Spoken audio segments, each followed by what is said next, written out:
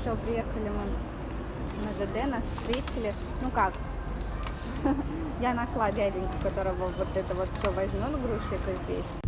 Просто мы на ЖД приехали за 1,5 часа до отправки поезда.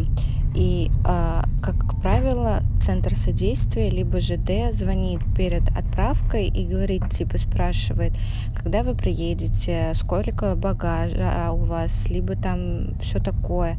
В этот раз в Сочи нам не позвонили, и мне пришлось искать дяденьку там. А потом уже, когда нас дяденька встретил, мне позвонили, извинились, сказали то, что много заявок, и только типа до вас очередь дошла. Вот, в общем, опять проблемы начались с этим багажом. Мы уже и в центр содействия вот этого позвонили, в областной. Вот, действительно, 2 места, все остальное по 350 рублей каждое место. Вот мы взяли 2 места бесплатных, 1 место платное, и еще 1 место он бесплатное предложил, типа, немножко помочь. Короче, если бы вот в этом чемодане было бы 36 килограмм, было бы нормально. Но я не знала об этом. Я знала то, что до 36 килограмм принимают, но я думала, типа, вот это все положат. Если здесь больше 36 килограмм, то за что-то надо платить. Оказывается, нет. 1 место, если там 15 килограмм, 2 место еще 15 килограмм, то пойдет. А если... Короче, вы меня поняли. Короче, только в Сочи это делают. Во всех остальных городах, не знаю, вот сколько я ездила, мне ни разу об этом не сказали. Ну да ладно. Вот здесь вот написано. Вот. Ну вот, чуть попозже оплатим 1 место и все. Мишутка, на удивление, с Анюткой были спокойные. Нам в этот раз повезло. Посмотрим, что будет в поезде. Последние кусочки вам моря, Черного моря. В общем, мы в поезде. Вагон у нас старенький. А вон зарядка внизу. Чуть-чуть есть зарядка. Вагон у нас старенький, как в прошлый раз новенький был. В общем, здесь все стандартненько. Здесь стол. Кстати, манеж. Вот. Там уже Мишутка спит. Вообще классная вещь. Засунул. Он сначала сопротивлялся там лежать, потом все нормально. Единственное, я подушку на ту сторону подложила ему, чтобы не бился он. Потому что он сидит, его немножко покачивает. А так спит, все нормальненько, все как бы шикарно. Такой манежик.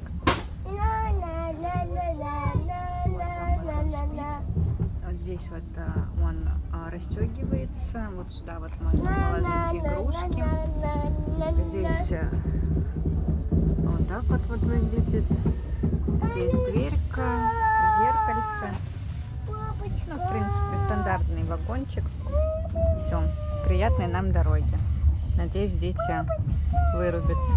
По крайней мере, Мишутка уже спит.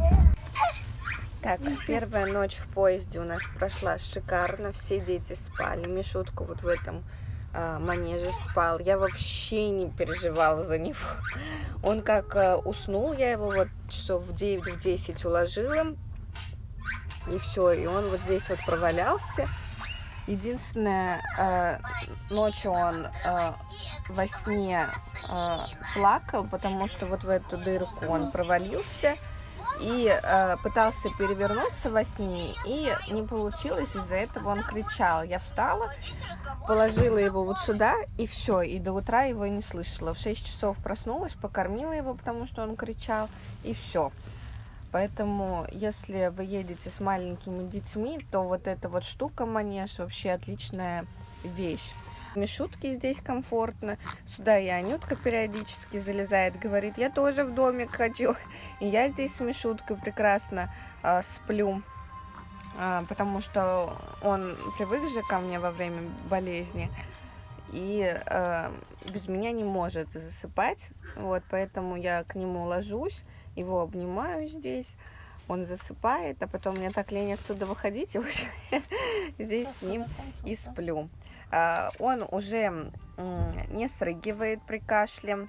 В общем, у него только козявки остались Ну, я думаю, мы уже, когда домой приедем в сухой климат, у него они подсохнут и как бы уберутся. Я ему просто периодически вытаскиваю их. И когда он нервничает, либо переживает, либо у него что-то не получается, у него появляется кашель такой сухой. Но когда он успокаивается, либо его успокаиваешь, у него кашель быстро уходит. Мы предполагаем то, что это истерический такой нервный кашель. Вообще в жизни я не знаю, существует он или не существует, но тетя Ира говорит то, что, ну, возможно, это он. В общем, приедем, надо будет с врачом переговорить, потому что так-то у него, ну, все нормально. Ну, возможно, горло красное еще, но я думаю, нет, потому что, ну, кашель не мокрый, он как бы сухой. Ну, в общем, будем разбираться с его кашлем. Еще многие пишут почему-то до сих пор, я уже написала 10 раз, наверное, ответила в комментариях многим людям, то, что это не сердечный кашель. Ну, как бы я и у кардиохирургов спрашивала, и у наших участковых врачей, и у нашего кардиолога, да, это не сердечный кашель, это просто кашель по болезни. Просто я не знаю уже, каким языком вам написать или ответить. Вот. Ну, возможно, врачи ошибаются, но не знаю. Я вот челябинским немножко больше доверяю. И, ну, если челябинские сказали кардиохирурги, то что это как бы не сердечный кашель, значит, это не сердечный. Вот, он уже присаживается сам, вот так вот, уже привстает, держится за что-то, встает на свои ножки, да, уже прям большой-большой. У нас 8 часов, 9 час, утро. Сейчас мы позавтракаем и выйдем, наверное, прогуляться, потому что Волгоград будет на 30 минут. Так, у нас ночь, первый день, первые сутки прошли. Сейчас еле-еле укачала всех детей. Минутка истерила. Она сегодня познакомилась с мальчиком. Они до Оренбурга едут. Сегодня утром они уходят в Оренбурге. Все хотела к этому Ванечке. Говорила, типа, я писать хочу, пустите меня в туалет. Выходила вместе с ней в туалет, она бежала к ним. Прям бесит так, когда она хоть выбирает других людей, но не нас. Я, конечно, понимаю, ребенок, ей охота поиграться с другими детьми и так далее, но не тогда, когда у меня настроение нет. Мишутку тоже только усыпила. Эта, овца начала кричать. Естественно, Мишутка проснулся. Опять начала Мишутку укладывать. Она вроде уснула. Теперь все дети спят. Хотела выйти покурить. А тут техническая 35 минут. Я говорю, да ёпросты ты. Что-то сегодняшний вечер вообще меня не радует. Было рассказать то, что нас же переселили в другое купе, в другой вагон вообще даже из-за того, что наш вагон, там что-то, короче, сломалось, и из-за этого кондёры не работали. И было настолько жарко, настолько душно. И всех людей, кто едет очень далеко, от Адлера, Сочи, там Туапсе и так далее, у кого хотя бы больше суток, тех переселяли в другие вагоны, в другие купе, короче, места находили. Нам сначала предложили 9 вагон, 2 купе, в одном 2 места и в другом 2 места. Я сказала нет, у меня ребенок инвалид, типа маленькие дети, я только с тетей Ирой поеду. То есть, ну нахрена мы тогда целое купе выкупали, если нас могли бы переселить. В итоге ближе к Краснодару, где-то в 4 дня, мы вот сели, получается, 9 в 11:32, и вот в 4 дня к нам подошел начальник поезда, сказал: мы вашу проблему решили, нашли нам 5-й вагон, 2-е купе, 5, 6, 7, 8 место. Вот. И в Краснодаре нас переселили сюда, с вещами помогли. Вот, в общем, все нормально сделали. И здесь сначала было так хорошо, кондёр работал, а потом он так заработал, то что нам здесь уже холодно стало. Я говорю, а нельзя как-нибудь убавить, потому что у вас как-то непонятно. Либо очень жарко, либо очень холодно. И она сказала то, что так не делается, потому что типа он автоматически там работает, сам как-то температуру делает. Но сейчас едем, вроде нормально. Поэтому встретимся с вами уже завтра. Завтра уже крайний день. Завтра мы уже в 19:50 приедем в Орск. Доброе утро. У нас последняя ночь прошла офигенно. Хоть я и не могла, я вам уже говорила, то, что не могла долгое время с тетей уложить детей, потому что Анютка перевозбудилась с соседним мальчиком. Он вот в Оренбурге сейчас вышел.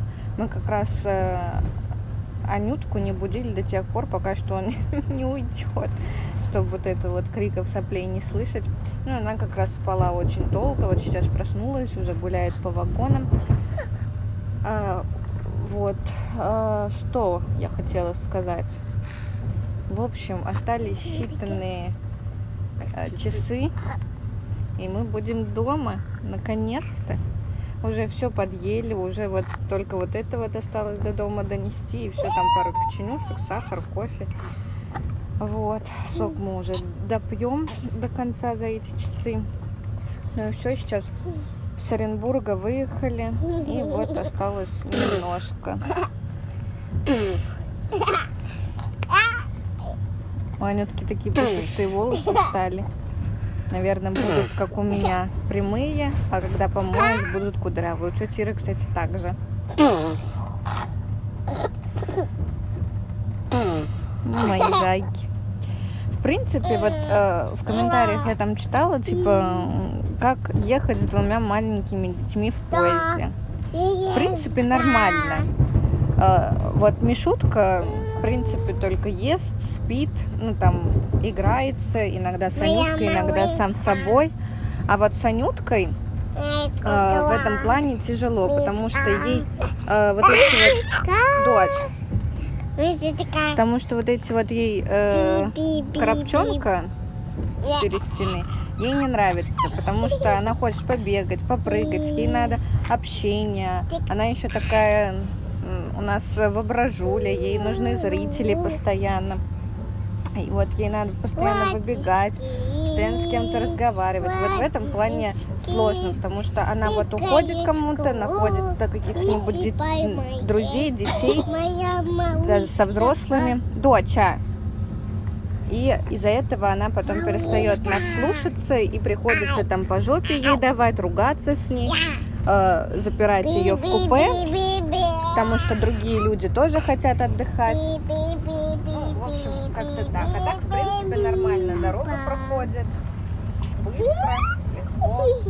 Поэтому, смотря у кого какие дети. Потому что некоторых я блогеров смотрела, то, что говорят, типа, ужасно. Вот, особенно с погодками. Очень это, мне кажется, все зависит от детей. Как они себя ведут, как вы с ними себя ведете. Вот. У нас вот дорога нормально проходит с детками. Если бы еще Анютка слушалась в тех моментах, когда ей надо слушаться, было бы вообще супер. А так хорошо дорога проходит, поэтому езжайте в отпуска с детьми. Все, всем привет от уставшего человека. Я еле-еле доперла эти сумки на 3-й этаж. Тетя Ира Мишутку поднимала с пакетами. Этот чемодан просто... Мы, если в этом году еще куда-то поедем, а мы должны еще много куда поехать, максимум 1 чемодан на меня и детей, и 1 чемодан на тетю Иру с детьми. Все, больше не надо.